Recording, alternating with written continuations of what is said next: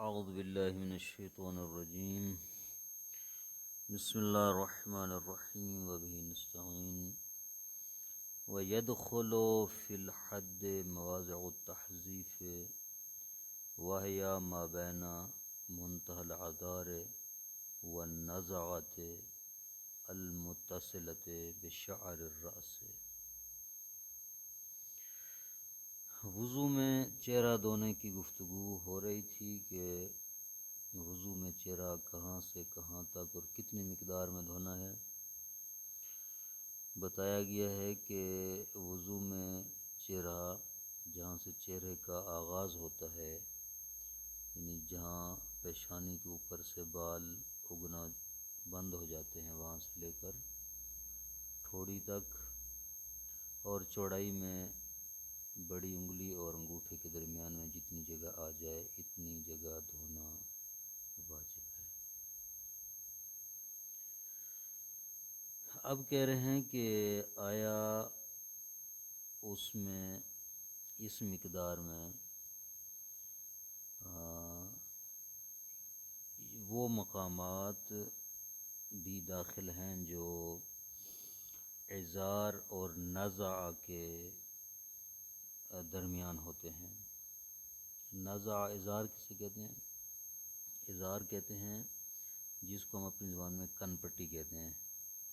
کن پٹی یہاں سے لے کر اور یہاں نزع کیا ہوتا ہے؟ نزع یہ جو سفید جگہ ہوتی ہے سر کی، جو اٹھی ہوتی ہے، تھوڑی سی ابھری ہوتی ہے، جب کبھی یہ بال گرنا شروع ہو جاتے ہیں یہ جگہ باہر نکل آتی ہیں، یہ سفید جگہ پیشانی کی، اس اور اس ازار کے درمیان، یعنی کن پٹی اور یہ سفید جگہ جو ہے اٹھی ہوئی، اس کے درمیان والا مقام جو ہے، یہ جگہ، یہ بھی دھونا ضروری ہے یا نہیں ہے؟ ٹھیک ہے، تو کہتے ہیں جامع مصنف کہہ رہے ہیں کہ یدخل فی الحد مواضع التحذیف، حد جو ہے وضو کے دھونے کی مقدار، اس میں مواضع تحذیف بھی، تحذیف کے جو مقام ہے وہ بھی داخل ہے۔ تحذیف کے مقام کیا ہیں؟ کہتے ہیں واہیا ما بین منتهى الازار والنزعۃ، یہ وہ جگہ ہے جو ازار اور نزع کے درمیان میں ہے، کن پٹی اور اوپر والی اٹھی ہوئی جگہ کے درمیان میں یہ جو جگہ ہے اس کو موضع تحذیف کہا جاتا ہے۔ المتصلۃ بشعر الرأس، وہ جگہ جو سر کے بالوں سے ملی ہوتی ہے، یہی جگہ ہے نا، یہ جگہ سر کے بالوں سے ملی ہوئی ہے۔ والعذار والعارض، عذارو والعارضو، عذار اور عارض یہ بھی اس میں داخل ہیں۔ عذار یعنی کن پٹی اس میں داخل ہے، یہ جب یوں ہاتھ رکھتے ہیں تو یہ کن پٹی تک تو آتا ہی ہے نا، یہ کن پٹی جو ہے یہ، اور رخسار جو ہے یہ بھی داخل ہے اس میں وضو میں۔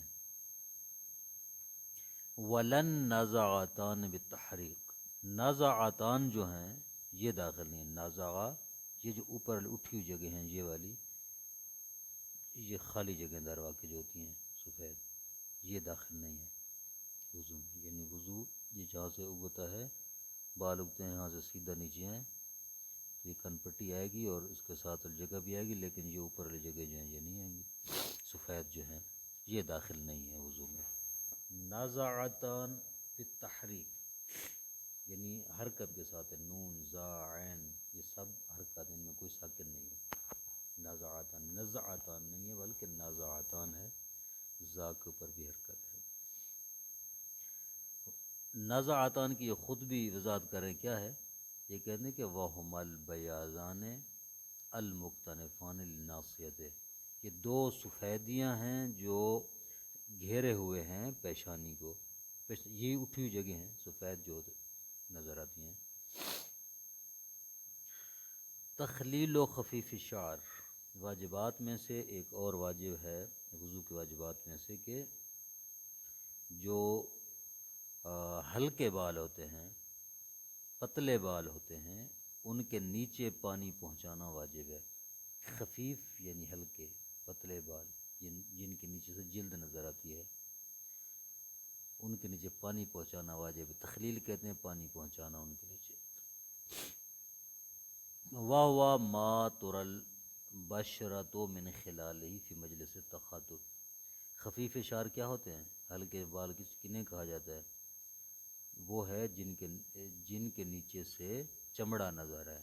بشرہ جلد، چمڑا، من خلال ان کے نیچے سے، جن کے نیچے سے چمڑا جلد نظر آئے، فی مجلس تخاطب، عام محفل میں، تخاطب جب آمنے سامنے انسان بیٹھا ہوتا ہے تو اس میں جلد نظر آ رہی ہو بالوں کے نیچے سے، تو ایسے بالوں کے نیچے تک، جلد تک پانی پہنچانا واجب ہے۔ دون الکثیف و خلافہ، جو کثیف اور گھنے بال ہیں ان کے نیچے پانی پہنچانا واجب نہیں ہے۔ کثیف کیا ہوتا ہے؟ کہتے ہیں و خلافہ، یہ خفیف کے خلاف ہے، یعنی گھنے جن کے نیچے سے چمڑا جلد نظر نہ آئے۔ والمراد بتخلیلہ ادخال الماء خلالہ، تو تخلیل سے کیا مراد ہے؟ کہتے ہیں ان کے نیچے پانی پہنچانا، لے غسل البشرۃ المستورۃ بہ، تاکہ اس کے نیچے جو جلد چھپی ہے وہ بھی دھل جائے۔ اما الظاہرۃ خلالہ فلا بد من غسلها، جو ظاہر ہے جلد، جو نظر آ رہی ہے جلد، اس تک پانی پہنچانا کہتے ہیں ضروری ہے، وہ تو ضروری ہے۔ پر جب دو باتیں آگے نا، ایک تو ہلکے بالوں کے نیچے ایک جلد وہ ہے جو چھپی ہے، ایک جلد وہ جو نظر آ رہی ہے۔ جو ہلکے بال ہوتے ہیں ساری جلد تو نظر نہیں آتی، ہلکے بالوں میں کچھ نظر آتی ہے کچھ نہیں آتی، ٹھیک ہے نا؟ تو وہ کہتے ہیں کہ جو نظر نہیں آ رہی چھپی ہوئی ہے ان تک بھی پانی پہنچانا واجب ہے۔ زہر جو نظر آ رہی ہے اس وقت تک تو ضروری ہے، پہنچانا ہی پہنچانا ہے، لیکن جو نظر نہیں آ رہی اس تک پہنچانے کی بات کر رہے ہیں۔ یہ جب بالوں کے نیچے پہنچائیں گے اس تک بھی پانی پہنچ۔ کما یجب غسل جزء آخر مما جاورہ من المستورۃ باب المقدمہ، جیسے کہ واجب ہے ایک اور جز حصے کو دھونا جو اس کے قریب ہے، وہ جو چھپا ہوا ہے من باب المقدمہ، قریب۔ مثال کے طور پر یہاں پر ایک جگہ سے جلد نظر آ رہی ہے لیکن ایک جگہ جو ہے وہاں سے جلد نظر نہیں آ رہی، تو اس جگہ کو بھی جو اس کے ساتھ ملی ہوئی ہے دھونا ضروری ہے، تاکہ یقین ہو جائے کہ جو جگہ دھونا واجب تھی وہ دھل چکی ہے۔ والاقوى عدم وجوب تخلیل الشعر مطلقا، جناب شہید ثانی کا جو نظریہ ہے، وہ نظریہ پہلے والا شہید اول کا تھا، یہ شہید ثانی کا۔ شہید ثانی فرماتے ہیں کہ اقویٰ یہ ہے میرے نزدیک کہ بالوں کے نیچے پانی پہنچانا واجب نہیں ہے مطلقاً، چاہے خفیف ہوں یا کثیف ہوں، بال پتلے ہوں یا گھنے ہوں۔ وفاقاً للمصنف فی الدروس والذکر، مصنف کے ساتھ اتفاق کرتے ہوئے دروس اور ذکر، مصنف کا دروس اور ذکر میں بھی یہی نظریہ ہے کہ بالوں کے نیچے پانی پہنچانا واجب نہیں ہے، چاہے گھنے ہوں یا پتلے ہوں۔ وللمعظم، اور اکثر علماء، بزرگ علماء فقہا کا بھی یہی نظریہ ہے۔ یستوی فی ذالک شعر اللحیۃ والشارب، اس میں کوئی فرق نہیں ہے چاہے وہ داڑھی کے بال ہوں یا مونچھوں کے بال ہوں، شارب مونچھوں کہتے ہیں، لحیہ داڑھی کو۔ والخد والاعذار والحاجب، چاہے وہ بال رخسار کے ہوں، اعذار کے ہوں، کن پٹی والے، حاجب ابرو کے بال ہوں، ابرو بھویں، انفقت والہدب، انفقہ کے بال ہوں یا ہدب کے۔ انفقہ کہتے ہیں یہ جو ہونٹ کے نیچے والی جگہ ہوتی ہے، یہ جہاں پر بال ہوتے ہیں ہونٹ کے نیچے، یہ جگہ ہو یا یہ پلکیں ہوں آنکھوں کی، سب کے لیے حکم ایک ہی ہے۔ ثم غسل الید الیمنی من المرفق بکسر المیم و فتح الفاء او بالعکس،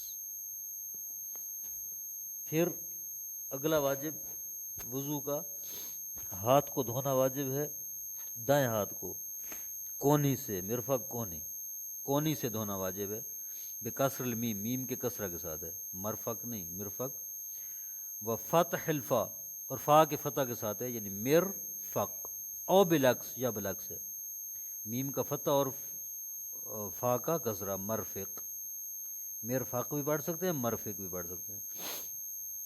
یہ کون سی چیز ہوتی ہے؟ وہ مجمع عظم ذراع والعضد، یہ دو ہڈیوں کے جمع ہونے کا مقام ہے۔ کون سی دو ہڈیاں؟ ذراع کی اور عضد کی، یعنی یہ جس کو ڈولا کہتے ہیں اور کونی، ٹھیک ہے، اس کی جو ہڈیوں کے ملانے کی جگہ ہے، اس کو مسل کہتے ہیں، مسلز، اور کونی، اس کو ملانے کی جگہ، جوڑ جسے ہم کہتے ہیں، اس کو مرفق کہا جاتا ہے، یعنی کونی۔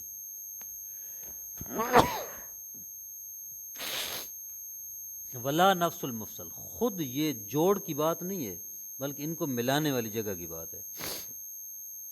کہاں تک دھونا ہے؟ لا اطراف الاصابع، انگلیوں کے سروں تک، کونی سے انگلیوں کے۔ ثم غسل الیسرا کذالک، پھر بایاں ہاتھ بھی ایسے ہی دھونا ہے، کونی سے انگلیوں کے سروں تک۔ وغسل ما اشتملت علی الحدود من لحم زائد وشعر وید واصبع ودون ما خرج وان کان یدا، کہتے ہیں کہ ہر اس چیز کو دھونا واجب ہے جس پر یہ حدود مشتمل ہے۔ کون سی حدود؟ مرفق سے لے کر انگلیوں کے سروں تک۔ اس حدود کے اندر اگر کوئی چیز اضافی ہے جسم کی، گوشت کا ٹکڑا، بال، ہاتھ، کوئی انگلی، اس حدود اربع میں، اس جگہ پر، اس محدودے میں اگر کوئی اضافی ہے چیز، اس کو دھونا بھی واجب ہے۔ دونا ما خراجہ، اس چیز کو دھونا واجب نہیں ہے جو اس جو ہے ایریے سے خارج ہے۔ مثلا ایک علیحدہ بازو ہے، یہاں سے شروع ہو رہا ہے، تو اس کو دھونا ضروری نہیں ہے۔ اس ایریے کے درمیان جو بھی اضافہ ہے اس کو دھونا ضروری ہے۔ وَإِنْ كَانَ يَدًا، اگرچہ وہ ہاتھ بھی کیوں نہ وہ خارج ہونے والا، دونا ما خرج وَإِنْ كَانَ يَدًا إِلَّا أَن تشتبہ الأصلیہ، تشتبہ الأصلیہ تھا، مگر وہ اصلی بازو کے مشابہ ہو۔ دو بازو ہیں ایک جیسے لگتے ہیں، نہیں فرق معلوم ہو رہا کہ اصلی بازو کون سا ہے، اضافی کون سا ہے، تو کیا کیا جائے وہاں پر؟ فَتُغْسَلَانِ مَعًا، دونوں کو دھوا جائے، من باب المقدمہ، باب مقدمہ کے طور پر، یعنی یہ یقین ہو جائے کہ جو میرا واجب ہے وہ ادا ہو گیا ہے، لہذا دونوں بازوؤں کو دھویا جائے۔ ثم مسح مقدم الراس، پھر سر کے اگلے حصے کا مسح کرنا واجب ہے، او شعرہ، یا اس کے بالوں کا، خود سر کا مسح کریں یا اگلے حصے کے بالوں کا مسح کریں، لیکن کون سے بال؟ الذی لا یخرج بمد عن حدہ، جو اپنے پھیلاؤ کے اعتبار سے اپنی حد سے تجاوز نہ کریں، خارج نہ ہوں، اتنے بڑے نہ ہوں کہ اس جگہ کے بال دوسری جگہ پر، دوسری جگہ کی اس پر ہیں۔ وقت فالمصنف بالراس تغلیبا لاسمہ علی ما نبت علیہ، مصنف نے کیا کیا؟ صرف لفظ رأس کو ذکر کیا ہے، بالوں کی بات نہیں کی، جبکہ سر کے بالوں پر بھی مسح ہو سکتا ہے۔ مصنف نے کہا نہیں، سر پر مسح کرو، بھائی جس کا سر خالی نہیں ہے، بال ہے، اس کو تو پھر اسی بات پر اشارہ فرما رہے ہیں کہ مصنف نے صرف لفظ راس کو ذکر کرنے پر اکتفا کیا ہے، سر کو ذکر کیا، بالوں کی بات نہیں۔ کیوں ایسا کیا ہے؟ کہ تغلیباً لاسمہ، غلبہ دے تو اس بات کو کہ جو سر ہے، سر کا نام صادق آتا ہے، علامہ نبت علیہ، ہر اس چیز پر جو سر پر پیدا ہوئی ہے، اور وہ بال ہے، یا بالفاظ دیگر، کیونکہ بال سر کا حصہ ہے اس لیے بالوں کا نام علیحدہ مصنف نے نہیں لیا، سر کا لیا ہے، بس سر ان بالوں پر بھی صدق کرتا ہے۔ کہتے ہیں کتنا مسح کیا جائے؟ ثم مسح المقدم الرأس بے مسمہ ہو، اے بے مسمى المسح، یعنی اتنا مسح کیا جائے کہ مسح کا نام صادق ہے۔ ولو بجزء من اصبعین، اگرچہ انگلی کی ایک جز اور انگلی کے ایک حصے سے بھی کیوں نہ ہو تو بھی کافی ہے، فقط نام صادق آ جائے کہ مسح ہوا ہے۔ کیسے کیا جائے؟ ممرا لہ علی الممسوح، کھینچتے ہوئے ممسوح کے اوپر، جس چیز پر مسح کر رہے ہیں اس کے اوپر ہاتھ کو کھینچیں گے، ٹھیک ہے، نہ کہ اس چیز کو اس کا پر الٹا نہیں کرنا بلکہ اس کو کھینچنا ہے، ممسوح کے اوپر ماسے کو کھینچنا ہے، یوں کہیں آپ، لیتحقق اسمہ، تاکہ مسح کا نام صادق ہے، متحقق ہو اسمہ اسم المسح، لا بمجرد واضح، فقط رکھنا کافی نہیں کہ ہاتھ ایسے رکھ دیں سر کے اوپر تو یوں مسح نہیں ہوگا، بلکہ ہاتھ رکھ کر کھینچے بھی ضرور. لا حد اکثر ہی، زیادہ کی کوئی حد نہیں ہے، کم از کم حد انہوں نے بتا دیے، کم از کم مسح اتنا ہو کہ نام صادق ہے، زیادہ کی کوئی حد نہیں ہے، پورے ہاتھ سے کریں، ایک انگلی سے کریں، 3 سے کریں، 4 سے کریں. نعم یکرہ الاستیعاب، ہاں مکروہ ہے کہ پورے سر کا مسح کیا جائے، یہ مکروہ ہے.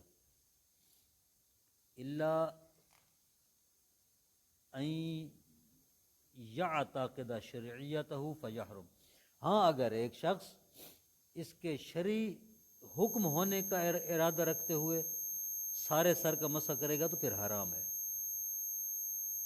ٹھیک ہے، ایک مرتبہ انسان مسح کرتا ہے لیکن اس کا عقیدہ یہ نہیں ہوتا کہ سارے سر کا مسح کرنا واجب ہے، نہیں یہ عقیدہ نہیں ہے اس کا، بلکہ ویسے کر لیتا ہے تو ٹھیک ہے.